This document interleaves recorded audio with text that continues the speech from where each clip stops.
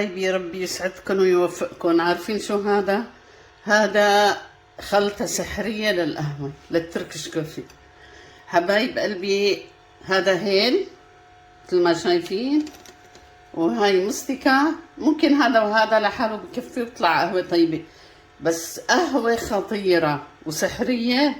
بضيف عليها شوية زعفران وبطحنهم مع بعض. قسما بالله العظيم قهوة روعة روعة روعة. مهما كان البن بتقلبه مليون درجة. هلا شوفوا حضرت صحن ومصفاية عشان صفيها. لازم صفيها وارجع اطحن لغاية ما تصير ناعمة. شوفوا المنظر قبل الطحن ما احلى. شايفين؟ والزعفران بيعطي لون وطعم. بالشاي بجنن، بالقهوة بجنن، بكل شي.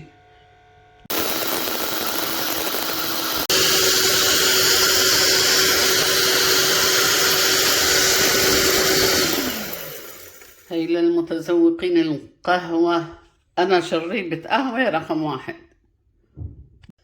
حبايب قلبي هلا بعد ما طحنتها وصفيتها أكتر من مرة عشان تصير ناعمة ناعمة، رح حطها بمرطبان صغير بالفريزر أو بالثلاجة. كل ما بدكم بتشيلوا هيك سلام. أنا بعمل 3 فناجين بقوم شايلة هيك بطرف المعلقة، بتقعد عندكم فترة بالثلاجة أو بالفريزر. شايفين؟ ريحتها بتاخد العقل. بس في مشكلة، هي بتعذب بالتنظيف كتير لأن المستكة سائلة.